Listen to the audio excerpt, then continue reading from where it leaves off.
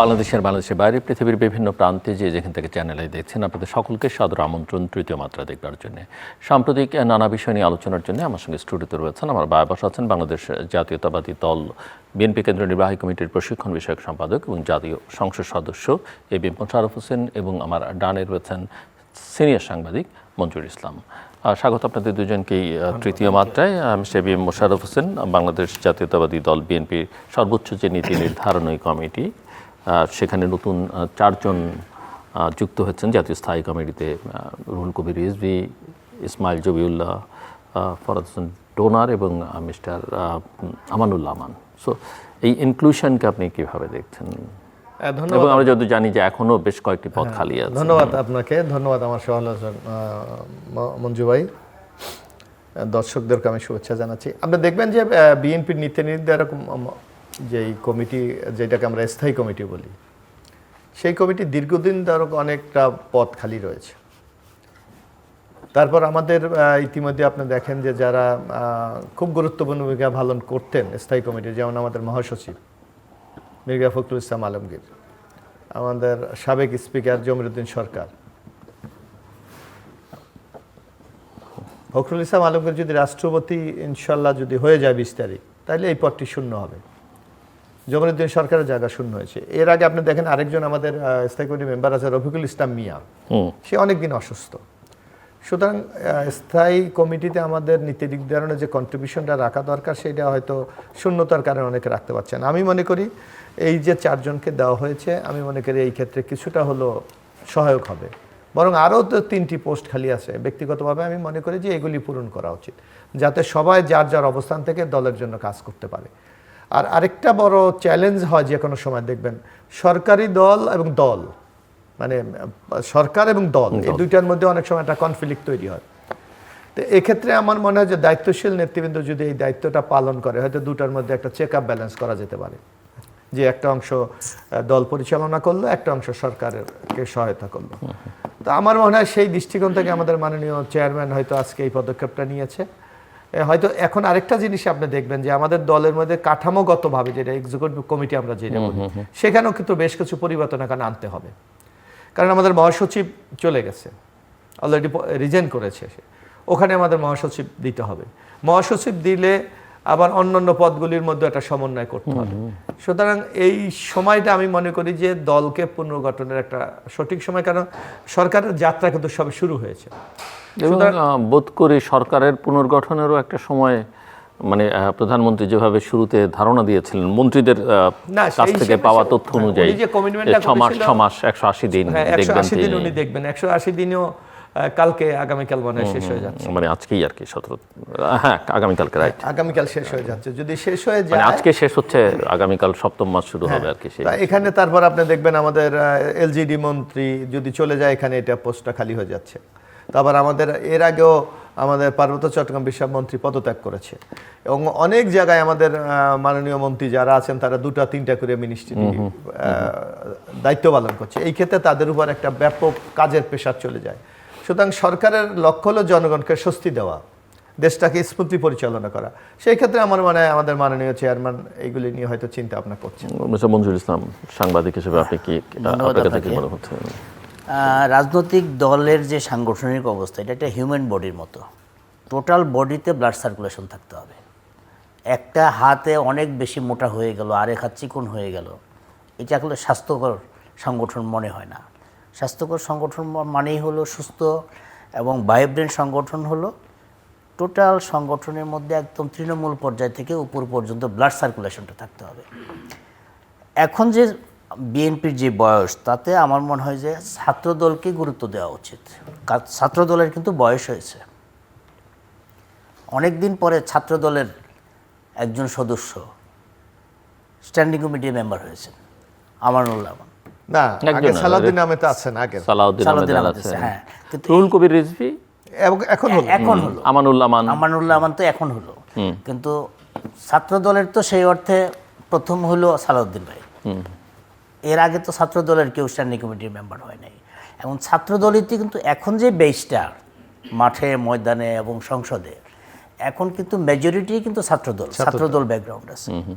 যেই সংগঠনের ছাত্র সংগঠন উপর পর্যন্ত যেতে পারে সেই সংগঠন কিন্তু মজবুত হয়, কারণ তাদের ট্রেনিংটা নিচে থেকে হয়, তাদের ত্যাগটা নিচে থেকে হয়, তাদের মামলা মোকদ্দমা এই যে যত কিছু 16 বছর 17 বছর থেকে শুরু করে না হয়, একদম 90-এর পর থেকে এই পর্যন্ত ছাত্রদলের যে যাত্রা, এই যাত্রার তো যতগুলো আন্দোলন হয়েছে মাঠে কিন্তু ছাত্রদল ছিল, তারপরে অন্যরা আসছে।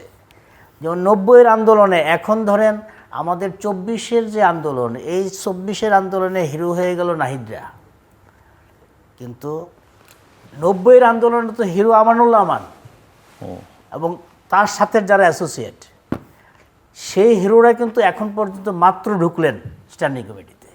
অনেক ত্যাগ, অনেক সময়, এই ব্লাডটা সার্কুলেট হওয়া দরকার। ছাত্রদল যখনই উপর দিকে যাবে, একদম নীতি নির্ধারণী পর্যন্ত যাবে সংগঠনের, তখন এই সংগঠনটা ভাইব্রেন্ট হবে।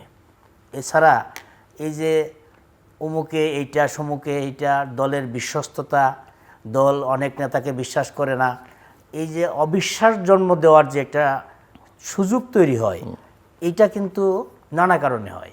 এখন আবার যেহেতু বিএনপি ক্ষমতায় আসছে, এখন কিন্তু ভাগবাটোয়ারা অন্যদিকেও অনেকে চাচ্ছেও তাই। যেমন সাবেক আমলারা এখন বিএনপির পদ পদবীতে ভাগবাটোয়ারা চাচ্ছে বা চায়, আবার সাবেক সেনা কর্মকর্তারাও বিএনপির পদ পদবীতে ভাগবাটোয়ারা চায়, যারা কখনো রাজনীতি করে নাই, যারা নিজেদের চাকরি জীবনটা শেষ করে রাজনীতিতে আসছে।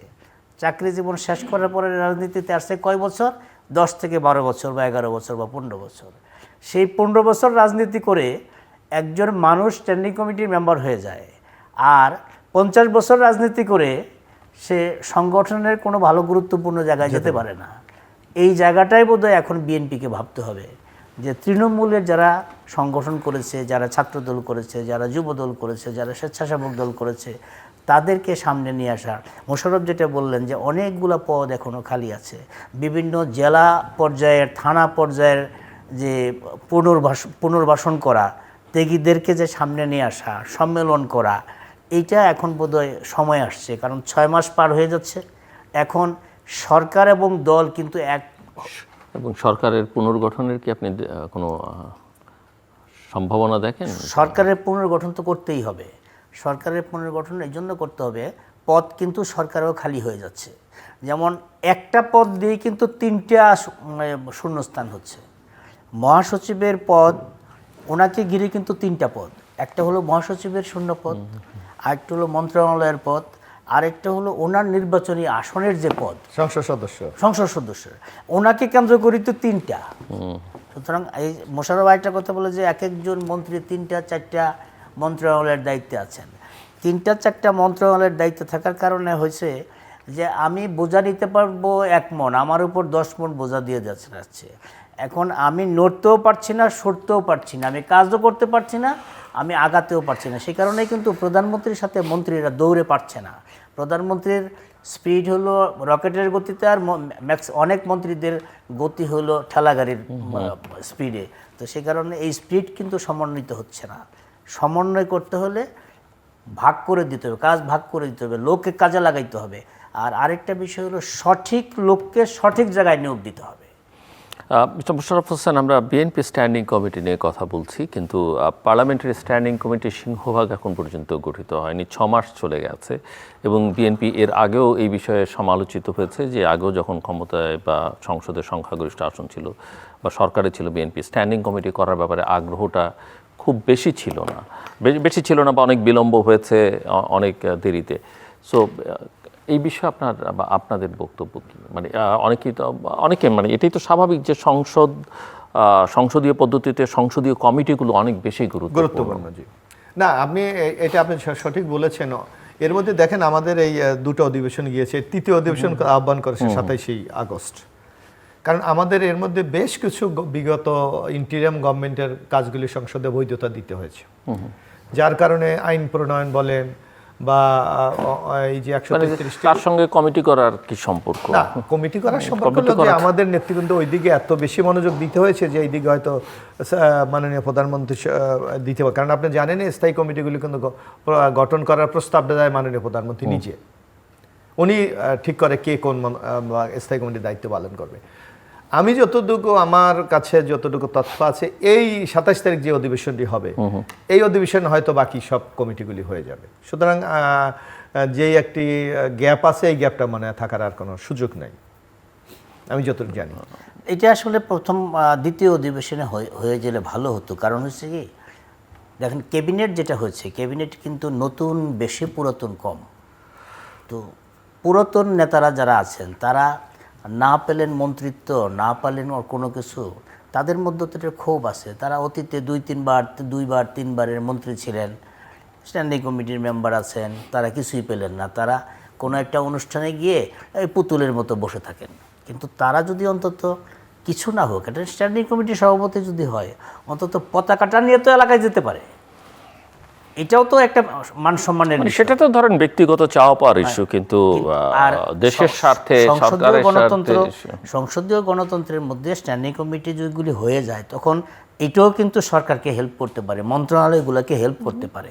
কারণ তখন মন্ত্রণালয়গুলো আর সংসদীয় কমিটি যখন এক হয়ে কাজ করে, তখন কিন্তু মন্ত্রণালয়ের মন্ত্রীর কাজে অনেক সহায়ক হয় এবং এক ধরনের জবাবদিহিতার মধ্যে আছে। স্ট্যান্ডিং কমিটির প্রত্যেকটা মেম্বার অ্যাক্টিভ থাকেন, তার মন্ত্রণালয়ে কি হচ্ছে না হচ্ছে তিনি খোঁজখবর নিতে পারেন। স্ট্যান্ডিং কমিটির যে সভাপতি হন, তিনি মন্ত্রীর সাথে বিভিন্ন ইস্যুতে কাজ করতে পারেন। কাজের জায়গাটা বাড়ে, অভিমানটা কমে যায়, দলের মধ্যে অভিমানটা কমে যায়।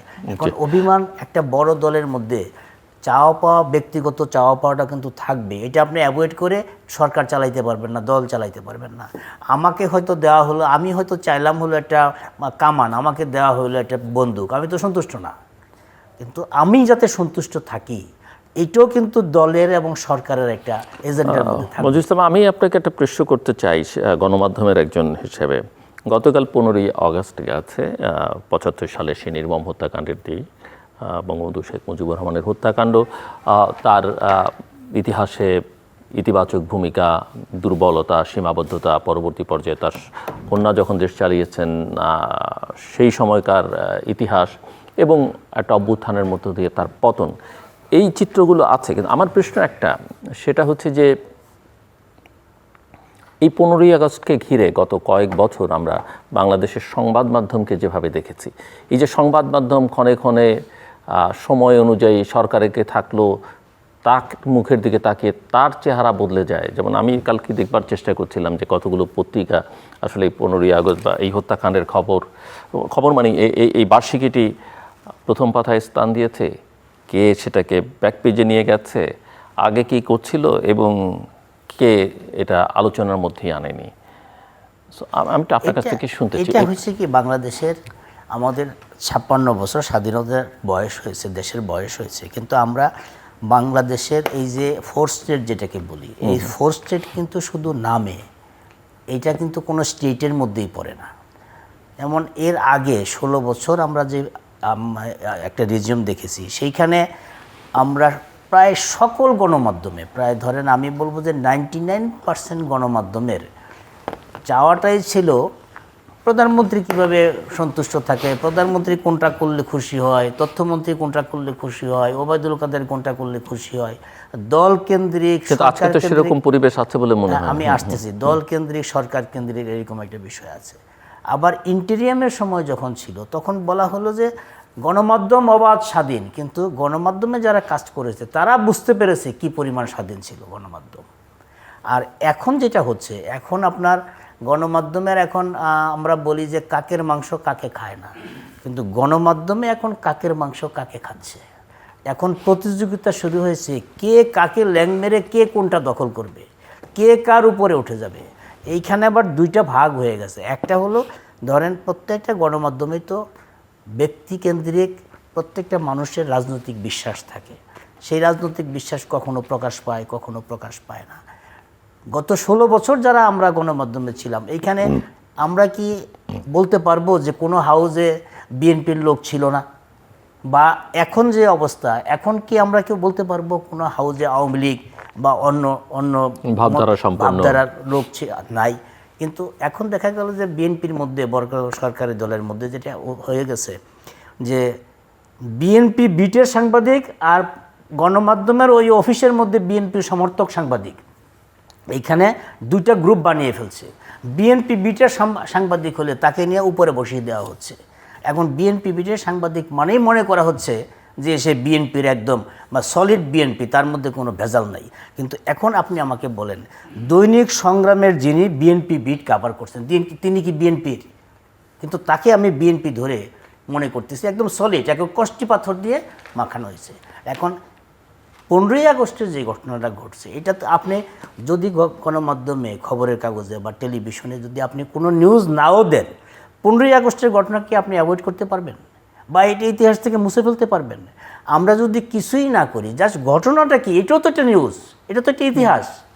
জাস্ট একটা ঘটনা ঘটেছে, এই ঘটনা আমি পক্ষে বিপক্ষ কিছুই বললাম না, কিন্তু এই ঘটনাটা তো আমাকে ইতিহাসের পাতা হিসাবে রাখতে হবে। খবরের কাগজ তো আজকে বিএনপি ক্ষমতায় আসছে, বিএনপি যখন ক্ষমতায় ছিল তখন আমরা একরকম বিহেভ করেছে দেখেছি। আমরা কি এর আগে যখন বিএনপি ক্ষমতায় ছিল তখন কি বিএনপির পক্ষ থেকে বলা হয়েছে 2001 থেকে 6 বিএনপির সঙ্গে যে তারপরে 17 বছর? হ্যাঁ, আমরা বেগম খালেদা জিয়ার সময়ের যে বিএনপি, 3 টার্মের বিএনপি, সেই সময় কি বলা হয়েছে যে তোমরা 15ই আগস্টের কোনো নিউজ দিবা না? তখন কি বিএনপির পক্ষ থেকে বলা হয়েছে? তখন কি বিএনপির কোনো তথ্যমন্ত্রী বলেছে যে তোমরা দিবা না? এখন যেটা হচ্ছে, সরকারকে খুশি করতে গিয়ে, দলকে খুশি করতে গিয়ে নিজেরা নিজেদের অবস্থান, সাংবাদিকতার জায়গাটাকে একদম নষ্ট করে ফেলছে। বিএনপির হয়তো হাইকমান্ড কিছুই জানেন না, কিন্তু বিএনপির নাম নিয়ে, বিএনপির বিভিন্ন স্টেক হোল্ডারের নাম নিয়ে গণমাধ্যমে এখন যেটা হচ্ছে, এটা সবচেয়ে খারাপ কাজ হচ্ছে, যেটার রেজাল্ট বিএনপি 1 বছর সময়ের 1 বছর পরে পাবে। প্রত্যেকটা মিডিয়া হাউসে নানা রকম জটিলতা তৈরি হবে, এই একটা বছর যাক, দেখবেন তখন কি পরিমাণ হয়। মিস্টার মোশাররফ হোসেন, একজন পলিটিশিয়ান হিসেবে আপনি এটাকে কিভাবে দেখেন? মানে যখন হয়তো আপনি ক্ষমতায় আছেন তখন সবাই আহা বেশ বেশ বলছে বা আপনার খবরকে গুরুত্ব দিচ্ছে, অপোজিশন একেবারেই হারিয়ে যাচ্ছে। আবার আপনি যখন অপোজিশনে, তখন আর আপনি ক্ষমতা থেকে যেটা পেয়েছেন সেটা পাচ্ছেন। এবং 15ই আগস্ট নিঃসন্দেহে একটা বড় ঘটনা, কলঙ্কজনক ঘটনা বলি, যেভাবেই যে চিত্রায়িত করুক না করুক, কারো কাছে শোকাবহ, কারো কাছে। বাট সংবাদ পরিবেশনের ক্ষেত্রে যে হয়তো একসময় শিরোনাম করেছে কাদো বাঙালি কাদো, দেখা যাচ্ছে তার পত্রিকা এটা নাই। একই ঘটনা হয়তো রাষ্ট্রপতি জিয়াউর রহমানের ক্ষেত্রেও, বিএনপি ক্ষমতায় থাকলে তার প্রয়াণকে নিয়ে যেভাবে ফলাও করে আলোচনা করা হয়, নানা কিছু গুরুত্ব দেয়, অন্য সময় সেটা থাকে না। সো এই গণমাধ্যম, সিভিল সোসাইটি বা এই গুরুত্বপূর্ণ অংশগুলো সমাজের, তাদের এই ভূমিকা একজন পলিটিশিয়ান হিসেবে আপনাকে কীভাবে রিসিভ? না, এইটা আমি মনে করি যে এখানে রিয়েলি কি গণমাধ্যম তার মতো কাজ করতে পারে, এটা কিন্তু আমাদের কাছে মূল প্রশ্ন। আজকে আপনি দেখেন বাংলাদেশের যে গণমাধ্যমগুলো, না পারলে পারবে না কেন? না, আমি একটু বলি, আজকে দেখবেন বাংলাদেশের যে গণমাধ্যমগুলি আছে এগুলি সব হাউজের অমুক হাউস, কর্পোরেট হাউজের। এটা এখন তাদের নিজস্ব একটা আইডিওলজি আছে, তাদের নিজস্ব একটা ব্যবসায়িক পলিসি আছে। তারা কোনোভাবে চায় না তাদের এই ব্যবসা প্রতিষ্ঠান ক্ষতিগ্রস্ত হোক, এটা যেমন একটা ইম্পর্টেন্ট ব্যাপার। আবার তার নিজস্ব একটা দৃষ্টিভঙ্গি আছে যে আমি কিভাবে আমার কর্পোরেট হাউসটা চালাবো। আর যারা আমাদের গণমাধ্যমের কর্মী আছে, এদের কিন্তু আপনার চাকরিরও খুব নিশ্চয়তা আপনার নেই। আজকে মঞ্জু ভাই আছে, কালকে বলে দেবে চলে যাও, মঞ্জু ভাইয়ের কিছু করার নেই। বা আপনি এখানে আছেন, যদি কালকে কর্তৃপক্ষ মনে করে যে না আপনি তার জন্য থ্রেট, আপনাকে বলে দেবে। তো মূল ব্যাপার হলো আমাদের এই যে কর্মক্ষেত্রের কোনো নিশ্চয়তা নেই, এটা হলো মূল প্রবলেম। আর দ্বিতীয়ত হলো আমাদের মধ্যে একটা সুবিধাবাদী চরিত্র আছে, এটা অস্বীকার করার কোনো সুযোগ নেই। আমরা গভর্নমেন্টের রোশানালে কেউ পড়তে চাই না। কারণ আপনি দেখেছেন যে আওয়ামী লীগের 15 বছরে আমি যতটুকু দেখেছি যে প্রথম আলোকে সরকারি বিজ্ঞাপন দিত না। এখন তার তো হয়তো প্রথম আলোর মতো প্রতিষ্ঠান, তার সক্ষমতা ছিল বলে সে টিকে ছিল। অন্য একটা কর্পোরেট হাউস হলেও তো সে টিকতে পারতো না। যেমন আপনার মনে আছে, আমরা দেখেছি বিএনপির মানে ঘটনা, জাতীয় ঘটনার পত্রিকা দিনকাল, সে কিন্তু 15 বছর দাঁড়াইতেই পারলো না। কোনো বিজ্ঞাপন ছিল না, কিছু ছিল, তার বিজ্ঞাপন ছিল না। তার ওখানে কেউ যদি কর্মক্ষেত্র হতো, সে খুব রিস্কে থাকতো যে তার কি লাইফে ঘটে বা তার কখন চাকরি চলে যায়, কখন তাকে গ্রেপ্তার করে। তো এই বিষয়গুলি আমাদের কিন্তু হিসাব করে কিন্তু আমাদের এগোতে হবে। আরেকটা যে এই জিনিসটা আপনি বলবেন যেটা আমি প্রথমে বলেছিলাম, এই যে হাউসগুলির কর্পোরেট ইন্টারেস্ট, এইটা মনে হয় আমার এই স্বাধীনতার ক্ষেত্রে সবচেয়ে বড় প্রতিবন্ধকতা।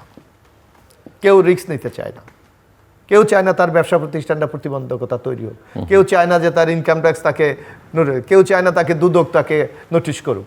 তো এই জিনিসগুলি মাথায় আছে বলে তারা কিন্তু অনেক সময় স্বাধীনভাবে দায়িত্ব পালন করতে পারে না। এই যেমন আপনি যেটা বলছেন বা মঞ্জু ওই বলেছে যে 15ই আগস্ট নিয়ে কিন্তু গভর্নমেন্ট বিএনপি এখন দল হিসাবে বিএনপির পক্ষ থেকে একটা নেতা কিন্তু কোনো টু শব্দ করেনি। তাহলে কেন আপনি পত্রিকা নিউজ করবেন না? অর্থাৎ আমরা একটা কথা শুনি সবসময় যে সেলফ সেন্সরশিপ। যেমন আমি একটা ঘটনা আমার মনে আছে, আমি প্রায় কথাটা বলি, আমি যখন ছাত্র রাজনীতি করি, বিশ্ববিদ্যালয়ের ছাত্রদল ছাত্রলীগে একটা সংঘর্ষ হয়েছে, তা আমি তখন দপ্তরের দায়িত্ব পালন করি। আমি একটা নিউজ লিখলাম নিয়ে, তখন আমরা হেঁটে হেঁটে গিয়ে পত্রিকা অফিসে দিতাম, এই কম্পিউটার সিস্টেম ছিল না।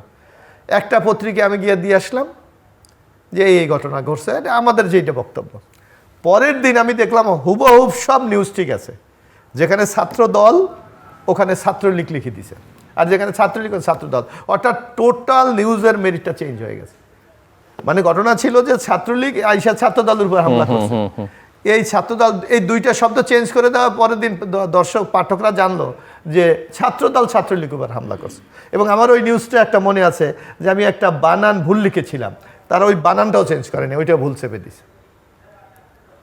এটা হলো এটা একটা পলিসি, এটা তো আপনি আমি বা মঞ্জু ভাই আমরা চেঞ্জ করতে পারবো না। এই কারণে আমার মনে হয় যে এই যে 15ই আগস্ট সময় অনেকে লিখে নেয়, মনে করছে যদি শাসক দল অসন্তুষ্ট হয়, শাসক দল মাইন্ড করে, তাহলে তার হয়তো সমস্যা হইতে পারে। তো এই জায়গা থেকে আমাদের বেরিয়ে যেতে হবে যে সত্যকে সত্য বলতে হবে, মিথ্যাকে মিথ্যা বলতে হবে।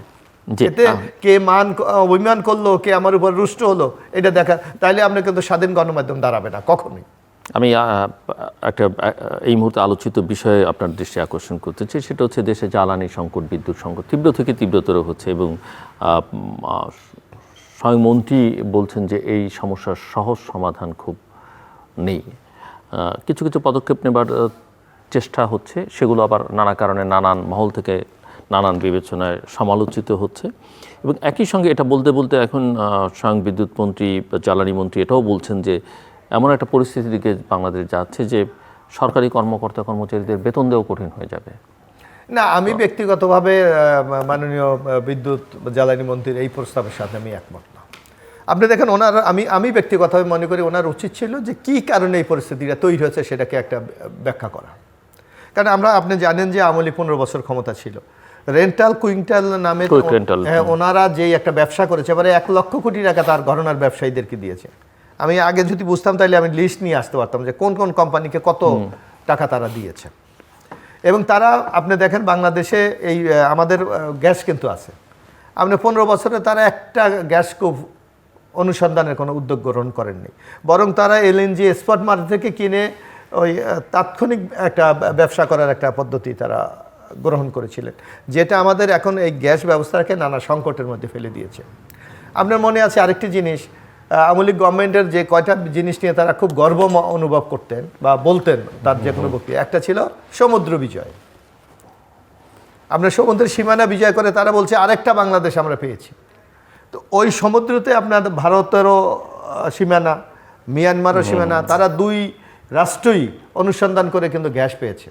এবং এর গ্যাসের একটা ধর্ম আছে, আপনার কিন্তু হায়ার লেভেল টু লোয়ার এটা প্রবাহিত হয়, এটা উপর থেকে নিচে চলে যায়। তাহলে আমাদের গ্যাস যে তাদের দিকে চলে যায়নি এর তো কোনো নিশ্চয়তা নেই, আমরা হয়তো বলতে পারবো না, যদি হয়তো যারা এই এক্সপার্ট তারা হয়তো বলতে পারবে। কিন্তু আমরা কিন্তু গ্যাস অনুসন্ধান করি নাই আমরা, যার কারণে কিন্তু এই পরিস্থিতি আজকে তৈরি হয়েছে।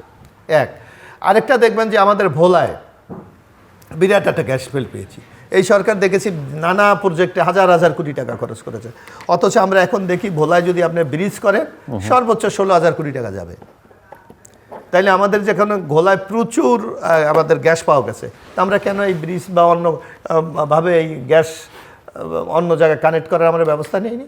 অর্থাৎ এইটাও ছিল তাদের একটা চুরি করার অথবা লুট করার একটা পদ্ধতি। তাই এই ক্রাইসিসগুলি আছে, এটা আমরা তারপর এবার যে ক্রাইসিসটা হয়েছে আমরা দেখেছি যে আপনার মহেশখালীতে আমাদের এলএনজি টার্মিনালে আগুনে পুড়ে গেছে। তো এটা যদি মাননীয় মন্ত্রী মহোদয় স্পষ্ট বলতেন যে এই কারণে আমার গ্যাস সাপ্লাইতে সমস্যা হচ্ছে। এক, পাশাপাশি আপনি দেখবেন যে আমেরিকা ইরান যুদ্ধের কারণে হরমুজ প্রণালী দিয়ে অধিকাংশ জাহাজ আমদানি আমরা করি, সেটাও পারা যাচ্ছে না আমেরিকার নিষেধাজ্ঞার কারণে। তারপর আপনি ইস্টার্ন রিফাইনিং আমাদের বন্ধ করে দেওয়া হয়েছে, যে ফুয়েল আমরা কুয়েট তৈল আমরা আনতে পারিনি, যেটা এখানে রেকটিফাই করে আমরা বাজারজাত করি। তো এই সংকটগুলি যদি আমার মনে হয় মাননীয় মন্ত্রী খুব স্পষ্ট ভাষায় বলতেন, তাহলে হয়তো কিন্তু এই যে প্রশ্নটা আপনি তুললেন বা মন্ত্রী যদি স্পষ্ট করে বলতেন, নিঃসন্দেহে তার মন্ত্রণালয় আছে, সেখানে নানা অ্যাপারেটাস আছে, তথ্য মন্ত্রণালয় আছে, এর বাইরে আমরা জানি যে সরকারের বা প্রধানমন্ত্রীর স্পোকস পার্সন হিসেবে একাধিক ব্যক্তিবর্গ আছেন। তো কেউই তো আসলে জনগণকে সেই অর্থে কমিউনিকেট করতে পারছেন না বা জানাতে পারছেন যে আসলে প্রবলেম কোথায়, সমাধান কি। না, এটা আমি তো বললাম, এখানে আমাদের দুর্বলতা আছে, এটা অস্বীকার আমরা করি না, কারণ যেটা সত্য সত্য বললে আমার মনে হয় জনগণ এটা সবচেয়ে বেশি অ্যাকসেপ্ট করবে। এবং আমরা যেটা এখন সরকার, আমি যতটুকু সর্বশেষ জানি যে হয়তো অলরেডি আজকেই মনে হয় কত 450 কত জানে ওদের কি ওদের একটা সাংকেতিক নাম অলরেডি ন্যাশনাল গ্রিডে চলে আসবে, এবং বলা হচ্ছে যে খুব দ্রুতই এখন এই অবস্থাটা থেকে আমরা উত্তরণ করতে পারবো। এবং আরেকটা বড় সংকট আছে, আমাকে এই উত্তরণে কিন্তু যেতেই হবে, কারণ ইতিমধ্যে 400 ফ্যাক্টরি, গার্মেন্টস ফ্যাক্টরি কিন্তু এই গ্যাসের অভাবে উৎপাদন বন্ধ হয়ে গেছে। তা আপনি যদি দেখেন এই যে আমরা যদি এই লোকগুলি কর্মসংস্থান চ্যুত হয়, তাইলে বাংলাদেশে কি একটা মারাত্মক আকার ধারণ করবে। ইন্টারন্যাশনাল ইম্পোর্টে আমাদের, এক্সপোর্টে আমাদের বিরাট একটা প্রভাব পড়বে। আমার মনে হয় সরকার খুব গুরুত্ব সহকারে এই জিনিসটা দেখা উচিত। আর আমাদের ইন্টারনাল যে গ্যাস কূপগুলি আছে সেগুলি রেনোভেশন করে, আমি সর্বশেষ দেখলাম যে প্রায় আমরা 3-4 হাজার মেগাওয়াট আমরা বিদ্যুৎ এখান থেকেই নিতে পারি। এই ব্যাপারগুলি আমাদের ভাবা উচিত আমার মনে হয়। মঞ্জুর ইসলাম। হ্যাঁ, এটা ঠিকই, মোশাররফ ঠিকই আইডেন্টিফাই করছেন যে স্পষ্ট করে বলা দরকার ছিল। আপনি দেখেন এই সরকার 6 মাসের সরকার, 6 মাসের সরকারের কাছ থেকে আমরা অনেক কিছু আশা করতে পারি না, সময়টা তো 6 মাস। কিন্তু বিদ্যুৎ মন্ত্রণালয়ের এই সরকার দায়িত্ব নেওয়ার পরে, যুদ্ধ পরিস্থিতির পরের সময়ে যে তেলের যে সংকটটা হয়েছে, ওইটা কিন্তু জাস্ট খালি জ্বালানি মন্ত্রণালয়ের একজনের একটা বক্তব্যের কারণে হয়েছে। সংকটটা ছিল, কিন্তু বক্তব্যটা কেন্দ্র করে সারা দেশে একটা অশান্তি তৈরি হয়েছে। আবার এটাও তো দেখলাম আমরা, ওই যে তেলের যে লাইন সেটা দেখলাম, আবার যখন কমিটি করে দেওয়া হলো সরকারি দল এবং বিরোধী দল মিলে, তারপরের দিন থেকে লাইন উধাও। হ্যাঁ, ওই লাইনের সাথে কমিটির সাথে আরেকটা জিনিস আছে, কিন্তু যখন দাম বাড়িয়ে দেওয়া হলো তখন কিন্তু লাইন কমে গেল, তেলের সরবরাহ স্বাভাবিক হয়ে গেল। তো ওই সময় প্রশ্ন হলো যে তবে কি এই তেলের সংকটটা দাম বাড়ানোর অপেক্ষায় কেউ ছিল? সেই প্রশ্ন কিন্তু এখনও আছে, যে সেই সময়ের লাভবান কে হয়েছে, দেশবাসীকে জিম্মি করে লাভবান কে হয়েছে। এখনও যে সংকটটা, সেটা হলো আমাদের ধরেন সোর্স কটা, আমাদের পাওয়ারের সোর্স কিন্তু 4টা। একটা হলো রিনিউয়েবল একটা সেক্টর আছে, একটা গ্যাস আছে, কয়লা আছে এবং তেল আছে। আমাদের গ্যাস ছাড়া কয়লা যেটা আছে, সেই কয়লাটা আমরা উত্তোলন করতে পারতেছি না পরিবেশ আন্দোলনের কারণে। কিন্তু এখন আমার দরকার কি? আমার দরকার হলো প্রথম খাদ্য নাকি প্রথম ঘর, বসতি। আমার তো এখন খাদ্য দরকার, আমাকে এখন সারভাইভ করতে হবে খেয়ে, তারপরে তো আমার ঘরের চিন্তা। আমার ঘর না থাকলেও আমি যদি খোলা আকাশের নিচেও থাকি, আমাকে খাদ্যটা লাগবে। আমার বড় পুকুরিয়ার কয়লার যেই এটা উত্তোলন করে দ্রুত আমার সমাধানের দিকে যাওয়া উচিত।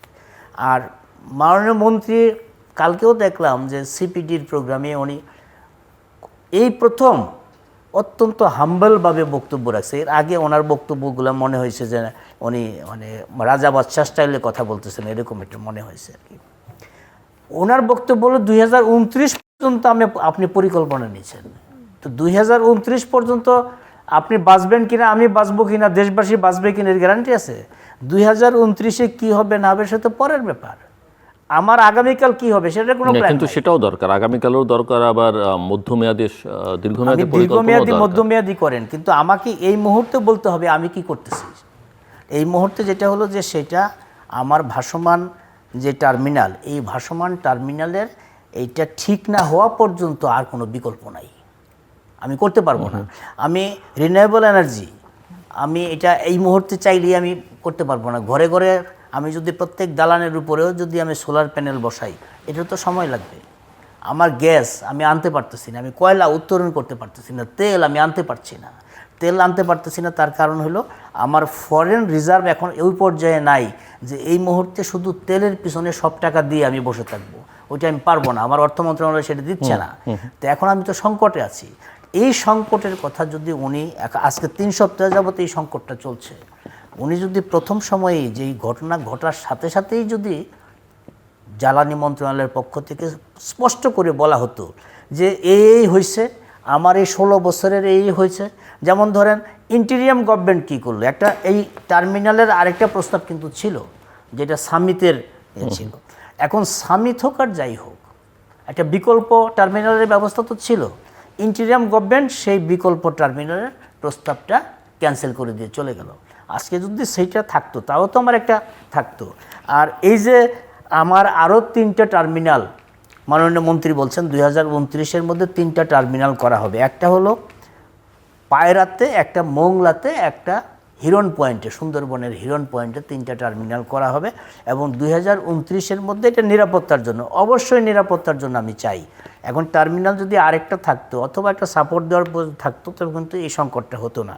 এখন প্রশ্ন হলো এই যে আমেরিকানরা এখন এখানে ইনভেস্ট করতে চাচ্ছে বাংলাদেশে, এই 3টা টার্মিনালের জন্য আমেরিকানরা যে ইনভেস্ট করতে আগ্রহ প্রকাশ করছে, বাংলাদেশে এই আমেরিকানদের লোকাল এজেন্টকে, কারা লোকাল এজেন্ট, কে ব্যবসা করতেছে? জ্বালানি মন্ত্রণালয়ের এই যে শুধু তো মুজিব কোডটা পরিবর্তন হয়েছে। আগে যারা জ্বালানি মন্ত্রণালয়ের বারান্দা দিয়ে হেঁটে গেল নাকি জাস্ট বারান্দা দিয়ে যাবে আর বেরোয় আসবে, কোটি টাকার মালিক হয়ে যায়, এরকমও শোনা গেছে। এখন আগে মুজিব কোড পরে যেত, এখন মুজিব কোড পরে যাচ্ছে না, এখন পায়জামা পাঞ্জাবি পরে যাচ্ছে, অথবা সাফারি পরে যাচ্ছে, অথবা স্যুট পরে যাচ্ছে। লোক কিন্তু পরিবর্তন হয় নাই। আগে আমাকে দেয়া কাজটা হতো, এখন আমাকে দেয়া কাজটা না হয়ে মোশাররফকে দেওয়া হচ্ছে, কিন্তু মোশাররফের পিছনে কিন্তু আমিই আছি। সিস্টেমটা একই, কিন্তু শুধু লোক পরিবর্তন হয়ে গেছে। জ্বালানি মন্ত্রণালয়কে এই যে সিন্ডিকেট, এখন প্রকাশ্য সিন্ডিকেট আর অপ্রকাশ্য সিন্ডিকেট, 2টা সিন্ডিকেটই ভাঙতে হবে। কারণ এই সরকার যদি সকল জায়গায় এই সিন্ডিকেট না ভাঙে, আর সরকারের অবস্থানটা যদি সরকার সঠিক সময়ে ফোকাস না করে, তখন জনগণের মধ্যে ভুল বার্তা যাবে। আর সেই ভুল বার্তার খেসারত একমাত্র তারেক রহমানকে দিতে হবে, আর কারো কিছু আসা যায় না। তারেক রহমানকে দিতে হবে। আপনি এখানে আর কিছু যোগ করবেন না? না, অবশ্যই তারেক রহমান, এখানে বাংলাদেশের মানুষ কিন্তু তারেক রহমানের প্রতি যতটুকু আস্থা আছে, এবং এই 6 মাসে উনি যে দৃষ্টান্ত স্থাপন করেছে বাংলাদেশে, আপনি দেখেন যদি আপনি এখন একটা জরিপ করেন অথবা যদি একটা পাবলিক ওপিনিয়ন নেন, আমরা ওই দিন দেখলাম যে প্রায় 85% মানুষ তার এই 6 মাসের শাসনকে সমর্থন করে। সুতরাং দায়িত্ব তো অবশ্যই তারেক রহমানকে দিতে হবে, কিন্তু যারা হ্যান্ডস আছে, হোয়াট ইজ দ্য রোল, এটা হলো ইম্পর্টেন্ট ব্যাপার। তাদেরকেও সেই দায়িত্বশীলতার পরিচয় দিতে হবে। যদি দায়িত্বশীলতার পরিচয় না দেয়, তার কাছে তো নানা স্কোপ আছে, সেই ব্যবস্থা সে দিতে পারে। বাংলাদেশ ভারত সম্পর্ক সবসময় খুবই আলোচনার মধ্যে থাকে, এবং সাম্প্রতিককালে প্রধানমন্ত্রী সফর নিয়ে অনেক কথা হচ্ছে, এবং সর্বশেষ যেটা বোঝা যাচ্ছে সে না যে প্রধানমন্ত্রী হয়তো এই মাসেই ভারত যাবেন, এবং সামনে আবার ব্রিক্স সম্মেলন আছে, তার সেখানেও ওনাকে আমন্ত্রণ জানানো হয়েছে। তো সেটা অনিশ্চিত। কেউ কেউ মনে করেন দুবার পেলে দুবারই সম্পর্কটাকে ঠিকঠাক করার জন্য যদি সুযোগ থাকে এবং উচ্চ পর্যায়ের মিটিং হয়, তাহলে সেটা সেই সুযোগ নেওয়া উচিত। কেউ কেউ এটা ডেড অ্যাগেনস্টে, ওখানে গেলেই সব নষ্ট হয়ে যাবে। সো আপনি কি মনে করেন, এবং মিস্টার মঞ্জুও কি মনে করেন? আমি দুজনের কাছ থেকে শুনতে চাই। না, আমি ব্যক্তিগত মনে করি যে আমাদের একেবারে সবচেয়ে ঘনিষ্ঠ এবং দীর্ঘ সীমান্ত এরিয়ার প্রতিবেশী রাষ্ট্র হলো ভারত। ভারতের সাথে আমাদের নানা সংকট থাকবে, কিন্তু একটা রাষ্ট্রের সাথে আমাদের যেই সম্পর্ক থাকে আপনার মর্যাদা এবং সার্বভৌমত্বের ভিত্তিতে, আমি মনে করি সেটা যদি ভারত স্বীকার করে, অবশ্যই ভারতের সাথে আমাদের সম্পর্ক হতে পারে। আপনি একসময় তো আমেরিকা রাশিয়ার স্নায়ু যুদ্ধ ছিল, এখনো কি আছে? এবং অনেক রাষ্ট্র ছিল যেটা একসময় হয়তো রাশিয়াপন্থী ছিল, এখন রাশিয়াপন্থী নেই, তারা আমেরিকাপন্থী হয়ে গেছে। তো ইন্ডিয়ার সাথে সমস্যা আমাদের আছে, এটা আমরা স্বীকার করি, বা তারাও হয়তো স্বীকার করে। কিন্তু তাদের ধরেন আপনার তাদের সবচেয়ে ঘনিষ্ঠ মিত্র, যাকে সে সবচেয়ে বিশ্বাস করতো, আওয়ামী লীগের নাই, সুতরাং তাদের একটা কেন মনোকষ্ট আছে।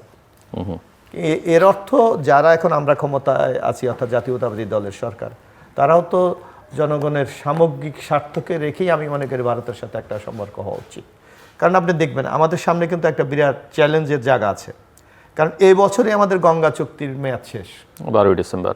সুতরাং এটাকে কিন্তু আপনার নবায়ন করতে হবে। তো নবায়ন করতে যদি আপনার একটা বাই রিলেশন সম্পর্ক না থাকে, তাহলে আপনি কি কার সাথে আলোচনা করবেন? তো আমি মনে করি মাননীয় প্রধানমন্ত্রী যেটা আমরাও দেখতেছি পত্রপত্রিকায় যে দ্বিপাক্ষিক যেই সফরটা হওয়ার কথা, আমি ব্যক্তিগতভাবে বিশ্বাস করি যে এটা হওয়া উচিত। এবং এর মাধ্যমেই বাংলাদেশের যে আমাদের অমীমাংসিত যে সমস্যাগুলি আছে, সেই সমস্যাগুলি কিভাবে সমাধান করা যায়, আমার মনে হয় উচ্চ শীর্ষ নেতারা যদি বসে, আমার মনে হয় অনেকটা সংকট কেটে যেতে পারে। মঞ্জুর ইসলাম, দুই দেশের মধ্যে সম্পর্কের বিষয়টা হলো যে আমরা প্রতিবেশী পরিবর্তন করতে পারবো না, প্রতিবেশীকে রেখেই আমাদের কাজ করতে হবে। এখন এই যে সম্মানজনক অবস্থা, বাংলাদেশের সম্মানজনক অবস্থাটার মধ্যে আগায় যেতে হবে। বাংলাদেশে এই প্রথম, বাংলাদেশের 56 বছরে এই যে স্টেটমেন্টটা করা হয়েছে, শেখ হাসিনার সংবাদ সম্মেলনের পরে যে স্টেটমেন্টটা করা হয়েছে, এরকম চোখের দিকে তাকায়া এরকম স্পষ্ট করে কোনো স্টেটমেন্টের আগে কখনো হয় নাই। এরপরেই কিন্তু ভারতের একটু টনক নড়ল যে তবে বাংলাদেশ শক্ত অবস্থানে আছে। এখন ব্রিক্সে যাওয়া না যাওয়ার বিষয়টা হলো অন্যরকম। ব্রিক্স হলো আমাদের শুধু তো ইন্ডিয়ার সাথে সম্পর্ক না, ওইখানে অন্য রাষ্ট্রপ্রধানগুলোও আসবেন, তাদের সাথেও আমাদের সম্পর্কের একটা প্রয়োজন আছে। আর বাংলাদেশের সাথে ইন্ডিয়ার সম্পর্ক আমরা যতটা না ক্ষতিগ্রস্ত, তার চেয়ে ইন্ডিয়া বেশি ক্ষতিগ্রস্ত। সেই ক্ষতিগ্রস্তটা কিভাবে? আমাদের এখানে যখন ভিসা বন্ধ হয়ে গেল, তখন ইন্ডিয়ার বাজার, কলকাতার বাজার বলেন আর চিকিৎসার বাজার বলেন, এটা কিন্তু ধস নেমে গেছে, তারা নিজেরা ক্ষতিগ্রস্ত। আমরা ক্ষতিগ্রস্ত কিভাবে হলাম? যে ভারত গত 16 বছর বাংলাদেশের সাথে কোনো সম্পর্ক করে নাই, ব্যক্তি দলের সাথে সম্পর্ক করেছে, এবং সেই সম্পর্কের প্রতিদান হিসাবে তারা কিন্তু তাদের লোকটাকে তাদের কাছে নিয়ে গেছে।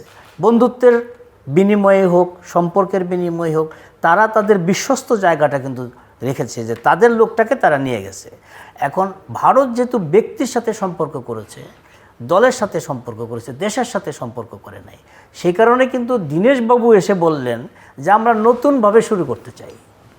দীনেশবাবু, ভারতের এই জায়গায় আরেকটা বিষয় আছে, আপনি দেখেন যে বাংলাদেশে গত এই 25-26 মাসে, বা আমরা যদি ইন্টিরিয়াম গভর্নমেন্ট থেকে শুরু করে এই পর্যন্ত দেখি, ইন্টিরিয়াম গভর্নমেন্টের আগে যে অভ্যুত্থান হয়েছে, ছাত্র জনতার অভ্যুত্থান, এইটা কিন্তু পুরোটাই হয়েছে আওয়ামী লীগ এবং ভারতের বিরুদ্ধে, অ্যান্টি ইন্ডিয়ান সেন্টিমেন্টের কারণে। বাংলাদেশের এই 56-55 বছরে অ্যান্টি ইন্ডিয়ানস যে ফোর্স, এই সময়ের মতো এত কিছু হয় নাই। তো এটা তো ভারত বুঝতে পারছে, তাদের লস হয়েছে এই জায়গাটায়।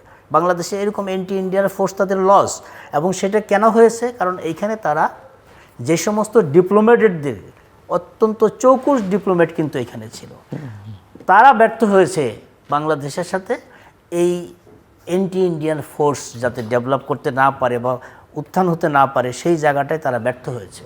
সেই কারণে কিন্তু দীনেশবাবু একজন পলিটিশিয়ান, তিনি কেন্দ্রীয় মন্ত্রী ছিলেন। হ্যাঁ, কেন্দ্রীয় মন্ত্রী ছিলেন, সিনিয়র মিনিস্টার ছিলেন। এখন ইন্ডিয়ার পলিসিটা কি? ইন্ডিয়ার পলিসিটি হলো কূটনীতি এবং রাজনীতি, দুইটা উনি দুইটা ইন্ডিয়া দীনেশবাবুকে দিয়ে করেন। দীনেশবাবু যখন একজন পলিটিশিয়ানের সাথে কথা বলেন, তখন কিন্তু তিনি পলিটিশিয়ান হয়ে যান। যেমন প্রধানমন্ত্রীর সাথে যখন তিনি কথা বলেছেন, তিনি যে হাত ধরাটা, হ্যান্ডশেকটা মনে হয়েছে যে কত দিনের পরিচিত, কত দিনের বন্ধুত্ব আমাদের। এই যে অ্যাপ্রোচ, এই অ্যাপ্রোচটাও কিন্তু একটা মেসেজ। আবার দীনেশবাবু এইখান থেকে গিয়ে যখন তার প্রধানমন্ত্রীর সাথে কথা বলেন, তার প্রধানমন্ত্রীর সাথে যখন দেখা করেন, সেই ছবি কিন্তু আমরা ছাপিয়েছি। একজন রাষ্ট্রদূত বা একটা হাই কমিশনার তার প্রধানমন্ত্রীর সাথে দেখা করবে, দেখা করার পরে সেই ছবি ছাপা হবে, এটা আমি কখনো দেখি নাই। যে এখন আমার বাংলাদেশের ধরেন ইন্ডিয়ান হাই কমিশনার বাংলাদেশে আসলো, তারেক রহমানের সাথে দেখা করলো মাননীয় প্রধানমন্ত্রীর সাথে, সেই ছবি তো ইন্ডিয়াতে ছাপবে, এটা বাংলাদেশে ছাপবে, এটা আমরা চিন্তা করি নাই। কিন্তু এখন দেখা গেল যে দীনেশবাবুর ছবি মোদিবাবুর সাথে ছাপা হয়েছে, তার মানে গুরুত্ব আছে এটা। এখন দীনেশবাবুকে দিয়ে ইন্ডিয়া রাজনীতি এবং কূটনীতি দুইটাই করতে চায়, এবং তাকে তো মন্ত্রীর মর্যাদা দেওয়া হয়েছে। এখন আমার বাংলাদেশের কাজটা হলো, আমাকে আমার রাজনীতিটা করতে হবে। ভারতের রাজনীতি আমার এখানে করলে হবে না, বাংলাদেশের রাজনীতিটা করতে হবে। বাংলাদেশের রাজনীতি কি? আমার সভরেন্টির রাজনীতি করতে হবে, আমার এই দেশের আমার যে চাওয়া পাওয়া, আমি তো তার কাছ থেকে কোনো কৃপা নিচ্ছি না। আমার ন্যায্য হিস্সা, পানি থেকে শুরু করে আমার সকল অমীমাংসিত যে ইস্যু, এই ইস্যু আমি কতদিন বলবো যে আমার এগুলো অমীমাংসিত? একটা দেশের বয়স 56 বছর, তারপরে প্রতিবেশীর সাথে আমার এই অমীমাংসিত বলেই যাচ্ছি। মীমাংসা হবে না কেন? জিয়াউর রহমান প্রথম অনেকগুলো উদ্যোগ নিয়েছিলেন যে বিষয়গুলোর মীমাংসা হয়েছিল। এখন আমার 12ই ডিসেম্বর একটা কিন্তু সেটার জন্য তো উদ্যোগ লাগবে। ইভেন আপনি আপনার ঘরের সমস্যার সমাধান করতে হলে তো কথা বলতে হবে, কথা না বলে তো আপনি না, এই জায়গাটায় সমস্যার সমাধান হবে আমি না। মনে করি বাংলাদেশের আর সমস্যা জিয়ে রাখতে না, আমি সমাধান করলাম না, কথা বললাম না, আমার আত্মমর্যাদা দেখালাম, আপনার তো লাভ হবে না। আমি মনে করি বাংলাদেশের প্রধানমন্ত্রী তার অবস্থান থেকে ভারতের সাথে সকল অমীমাংসিত বিষয়ে আলোচনার মধ্যে নিয়ে আসা দরকার।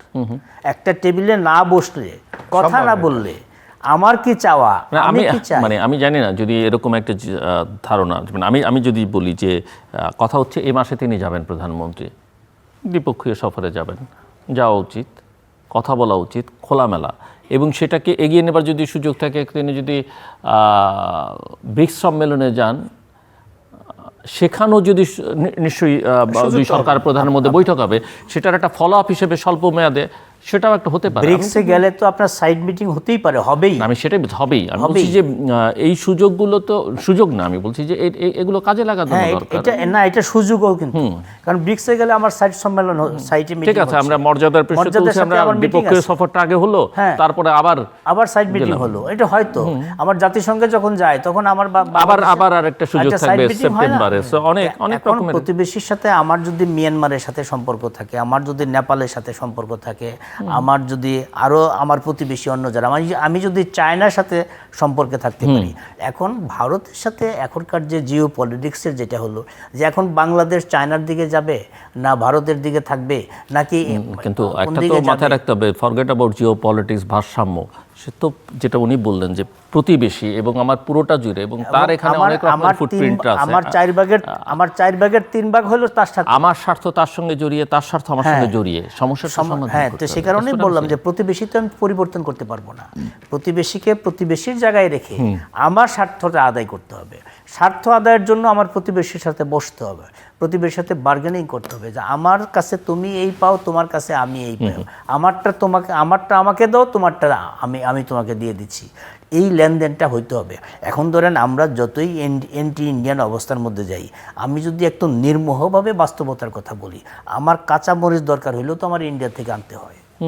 তো সেই জায়গাটায় আমি যদি এই রাস্তাটা বন্ধ করে দেই, প্রতিবেশীর এই রাস্তাটা যদি বন্ধ করে দেই, তখন আমার তো বড় জায়গাটাই বন্ধ হয়ে গেল। অর্থনৈতিকভাবে তার প্রতিও আমি নির্ভরশীল, সেও আমার প্রতি নির্ভরশীল। এখন আমি আমার রাজনীতিটা কিভাবে করব, আমার স্বার্থটা কীভাবে আদায় করব, আমি আমার পররাষ্ট্রনীতি অথবা পররাষ্ট্র সম্পর্ক কীভাবে সম্পর্ক রাখব, অর্থনৈতিক এবং আমার অন্যান্য যে সম্পর্ক সেটা কীভাবে রক্ষা করব, দুই দেশের মানুষের মধ্যেও কিন্তু, বিশেষ করে আমরা যদি এইটা চিন্তা করি যে আমার কলকাতা, পশ্চিমবঙ্গের মানুষ আর আমার এই বঙ্গের মানুষ, আমাদের মধ্যে তো সংস্কৃতি, কৃষ্টি অনেক কিছুতেই আমরা, ভাষা অনেক কিছুতেই কিন্তু আমরা কিন্তু একে অন্যের প্রতি নির্ভর। ইভেন ধর্মের কথাও বলি, ভারতে আমাদের চাইতে তো জনসংখ্যা 30 কোটি মুসলমান ভারতে। তো এই যে আমাদের কয়েকদিন আগেও আমরা যে পশ্চিমের যন্ত্রণার মধ্যে আছি, এই পশ্চিমটাই বা হবে কেন, সেটা আলোচনা করে মীমাংসা হতে হবে। আজকে যখন আমরা কথা বলছি, এর মধ্য দিয়ে সরকারের 6 মাস শেষ হচ্ছে। সো আগামীকাল থেকে 7ম মাস শুরু হবে। তো 6 মাস আসলে কেমন গেল, মানে বিএনপির জন্য কেমন গেল সেটা আপনি বলতে পারেন, বাট আমি বুঝতে চাইব যে জনগণের জন্য আসলে না। আপনি এখানে দেখেন, আমরা দুইটা ভাবে বিশ্লেষণ করতে পারি। একটা হলো, আগে বাংলাদেশের মানুষ একটা ফ্যাসিস্ট শাসনের অধীনে ছিল, তার কথা বলার স্বাধীনতা ছিল না, মতামত প্রকাশের স্বাধীনতা ছিল না, একটা ভয়ের সংস্কৃতির মধ্যে তারা ছিল। আমি মনে করি সবচেয়ে এই 6 মাসে আমাদের বড় প্রাপ্তি এই জায়গা থেকে আমরা বেরিয়ে যেতে পেরেছি। যে আজকে আমাদের রাস্তায় নামলে এই অনুভূতিটা হয় না যে আমি গুম হয়ে যেতে পারি। আজকে রাস্তায় নামলে আমাকে হঠাৎ পুলিশ ধরে নিয়ে যাবে, এই আশঙ্কাটা আমার মাঝে নাই। সুতরাং আমি মনে করি এই ক্ষেত্রে বাংলাদেশের জন্য একটা বিরাট স্বস্তির ব্যাপার।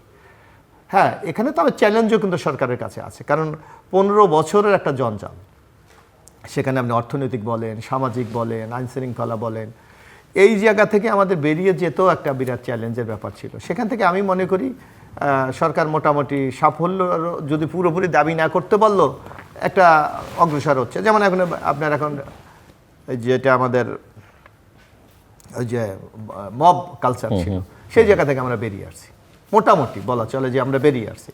আজকে দেখেন সরকার আইন শৃঙ্খলা পরিস্থিতি অনেকটা কন্ট্রোলে নিয়ন্ত্রণে নিয়েছে। অর্থনীতির চাকাগুলি সচল করার জন্য যেই যে স্টেপগুলি নেওয়া দরকার সেইগুলি নিচ্ছে। তারপর সবচেয়ে বড় ব্যাপার যে বাংলাদেশের পার্লামেন্ট কখনো আপনার কিন্তু অ্যাক্টিভ হয়নি, বয়কট বিরোধিতা। কিন্তু এই 6 মাসে 2টা অধিবেশন আমরা দেখেছি না পার্লামেন্ট কার্যকরী, এবং বাংলাদেশের মানুষের একটা আগ্রহ পার্লামেন্টের দিকে বাড়ছে। যদি পার্লামেন্টকে আমরা সকল আলোচনার কেন্দ্রবিন্দু আমরা করতে পারি, তাহলে আমার মনে হয় আমাদের যে টার্গেটগুলি আগামী দিনে আছে যে আমরা এইগুলো অর্জন করতে হবে আমাদের একটা স্বাবলম্বী রাষ্ট্র হিসাবে, তাহলে আমার মনে হয় সেগুলি অর্জন করা আমাদের পক্ষে সম্ভব। আর বিশেষ করে সবচেয়ে বড় বিষয় হলো যে বাংলাদেশের মানুষ মনে করে, আমি যেটা দেখেছি, প্রাইম মিনিস্টার মানে একটা আলাদা একটা সত্তা, মানে এইরকম মানুষের মধ্যে ছিল। কিন্তু তারেক রহমান এই একটা মেসেজ দিতে পেরেছে যে উনি এই জনগণেরই একজন লোক। তার চলাফেরা, স্টাইল, খাওয়া দাওয়া, কথাবার্তা সব কিছু মনে হয় যে পাবলিক মনে করে যে তাদেরই একজন বাংলাদেশের প্রধানমন্ত্রী। এইটা মনে হয় আমাদের সবচেয়ে বেশি একটা স্বস্তির বিষয়। মঞ্জুর ইসলাম, 6 মাসে আমরা, যেটা আমি আগেও বলছি, 6 মাসে আমরা কিছুই দিতে পারবো না। আমরা 180 দিনের যে কর্মসূচি যেটা ছিল, মানুষ কিন্তু কালকের পর থেকে বলতে শুরু করবে 180 দিন পার হয়ে গেল। এই 6 মাসের মধ্যে কিন্তু আমাদের সরকারের সংকট কিন্তু সরকারকে ছাড়ে নাই। সরকার যখন দায়িত্ব নেওয়ার পরেই কিন্তু তেলের সংকট, তারপরে আইন শৃঙ্খলার একটা বড় সংকট, এখন আবার নতুন করে একটা সংকটের দিকে যাচ্ছি আমরা। বিভিন্ন জায়গায় বড় বড় বোমা পাওয়া যাচ্ছে। দেশকে একটা অশান্তির মধ্যে তৈরি করার জন্য অন্যরকম একটা উগ্রপন্থীর এখানে উত্থানের একটা পর্যায়ে কিন্তু দেখা যাচ্ছে যে বিভিন্ন জায়গায় বড় বড় বোমা পাওয়া যাচ্ছে। বাট এটার কথা কিন্তু অন্তর্বর্তীকালীন সরকারের সময় অনেকে বলেছেন, আমি বিশেষভাবে আমি নিজে অনেকবার বলেছি, কিন্তু তখন এটা বলতে গিয়ে দেখা গেছে যে পাল্টা আক্রমণের শিকার হতে হয়েছে, যে না এগুলো এটা গালগল্প, কিন্তু বাস্তবে তো বোঝা যাচ্ছে যে আসলে এখন ধরেন আমাদের এখানকার এই জায়গাটাকে উগ্রপন্থীদের বা ইসলামের নামে সন্ত্রাসী একটা গ্রুপ তৈরি করার জন্য অনেকেই তো আছে, অনেক স্টেক হোল্ডার আছে।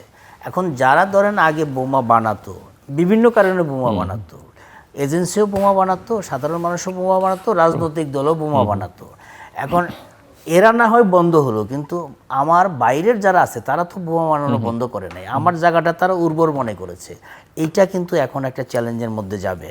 আর 6 মাসের সংকটের মধ্যে এখন অর্থনীতি আর হলো আইন শৃঙ্খলা, এই 2টা জায়গায় যদি সরকার দ্রুত উন্নয়ন করতে না পারে, এই 6 মাসের রেস ধরে আগামী ডিসেম্বর পর্যন্ত সময়টা খুব সংকটে যাবে। যদিও এখন পর্যন্ত অ্যানাউন্স আছে যে ডিসেম্বরে শেখ হাসিনা আসবেন, আসুক বা না আসুক সেটা ভিন্ন বিষয়, কিন্তু আসবেন, আসলে তো বাংলাদেশ চায় যে তিনি আসুক বা না আসুক সেটা ভিন্ন বিষয়। উনি যদি আসেন, আইনি লড়াই মোকাবেলা করেন, জেলে যাবেন, আইনি যাতে মোকাবেলা করবেন। কিন্তু আওয়ামী লীগের নেতাকর্মীদের মধ্যে যারা ভেগে গেছেন বা বিদেশে আছেন তারা তো আরামে আছেন, কিন্তু এইখানে যারা আছেন তারা কিন্তু মনে করতেছে যে আরে আমাদের সময় আসতেছে। এই যে আমাদের সময় আসতেছে, এইটাও কিন্তু তাদের মধ্যে একটা স্পিরিট, এই স্পিরিটও কিন্তু এখন সামনের সময়টার মধ্যে মোকাবেলা করতে হবে। তো এখন 6 মাসের পরে মোশাররফ যেটা বলছে, হ্যাঁ স্বস্তি আছে। দ্রব্যমূল্য যেভাবে একটা বাজেটের পরে একটা দ্রব্যমূল্য যেভাবে বাড়ে, এইবারে 56 বছর বয়সে বাড়েনি, কিন্তু ইনফ্লেশনটাই কিন্তু গত 3 মাস 4 মাস ধরে এখন পর্যন্ত উপরের দিকে, বেশ উপরে। হ্যাঁ, এখন এই যে ধরেন আমাদের এখন সরকারি কর্মকর্তাদের নতুন একটা পে স্কেল দেওয়া হবে।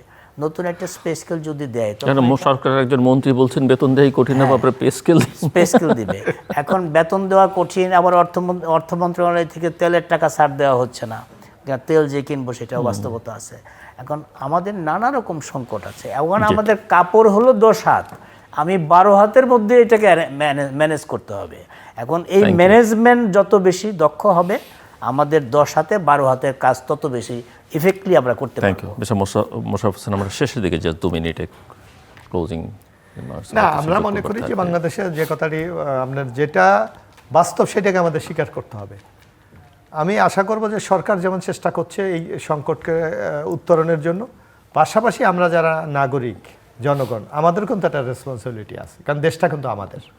একটা সংকট থেকে উত্তরণের পথে আমরা এগোচ্ছি। সুতরাং সবাই যদি দায়িত্বশীল ভূমিকা আমরা পালন করি, তা আমার মনে হয় আমরা অতীতে বহু ক্রাইসিস মোকাবেলা করেছি। এই যেমন গণতন্ত্র রক্ষার জন্য আমরা কত রক্ত দিয়েছি এই 2024-এ। তো সুতরাং আমার মানে জয়লাভ করার আমাদের কিন্তু বহু অভিজ্ঞতা আছে, রেকর্ড আমাদের আছে। আমি মনে করি এই সংকট ইনশাল্লাহ আমরা সবাই যদি ঐক্যবদ্ধ থাকি এবং দেশের প্রতি যদি আমাদের দায়বদ্ধতা আমরা প্রমাণ করতে পারি, ইনশাল্লাহ এই সংকট থেকে উত্তরণ ঘটবেই। দর্শক অনুষ্ঠানের শেষ প্রান্তে আমরা সামাজিক যোগাযোগ মাধ্যম ফেসবুক, এক্স এবং ইউটিউবে তৃতীয় মাত্রা লাইভ স্ট্রিম হচ্ছে, আপনারা দেখতে পারেন। টেলিভিশনের পর্দায় দেখতে না পারলে যে কোনো সময় যে কোনো স্থান থেকে ইউটিউবে তৃতীয় মাত্রা চ্যানেলটি সাবস্ক্রাইব করে এই পর্ব বা পুরোনো পর্বগুলো আপনারা দেখতে পারেন। মিস্টার মঞ্জুর ইসলাম এবং মিস্টার এবি মোশাররফ হোসেন, অসংখ্য ধন্যবাদ এই আলোচনা অংশ নেবার জন্য। দর্শক, আমরা আলোচনা শুরু করেছিলাম ক্ষমতাসীন দল বাংলাদেশ জাতীয়তাবাদী দল বিএনপির শীর্ষ যে কমিটি, সেখানে 4 জন নতুন সদস্য যুক্ত হয়েছেন, সেটিকে কেন্দ্র করে নিঃসন্দেহে এটি এই দলকে শক্তিশালী করবে এবং এখনও আরও অনেক শূন্য পদ আছে, সেই পদগুলো যদি পূরণ হয়, দল যদি শক্তিশালী, দল যদি গণতান্ত্রিক ঘটে, সেটা শেষ বিচারে দেশের জন্য কল্যাণকর। এবং যেহেতু তারা ক্ষমতায় আছেন, আমরা চাইব রাষ্ট্র, সরকার, রাজনৈতিক দল আলাদা আলাদাভাবে থাকুক, কিন্তু তাদের মধ্যে একটা সম্পর্ক থাকতে হবে। এবং একটা রাজনৈতিক সরকার রাজনীতি ছাড়া চলতে পারে না, তার দল ছাড়া চলতে পারে না। এবং দল যদি শক্তিশালী না থাকে, কোনো সরকার যদি শুধুমাত্র প্রশাসন, আইন শৃঙ্খলা রক্ষাকারী বাহিনীর উপর নির্ভর করে চলতে চায়, তাহলে তার পরিণতি কী হয় সেটা 2024 একটা বড় উদাহরণ। যেভাবে বলুন না কেন, হয়তো কিছু পেটোয়া বাহিনী ওই সময়কার ক্ষমতাসীন দল ব্যবহার করেছে, কিন্তু দল কিন্তু আসলে ধীরে ধীরে নিঃশেষিত হয়েছে। কেননা সরকার চলেছে, সরকার প্রধান দেশ চালিয়েছেন, প্রশাসনিক কর্মকর্তা এবং আইন শৃঙ্খলা রক্ষাকারী বাহিনী সহ বিভিন্ন বাহিনীর কর্তা ব্যক্তিদের দিয়ে।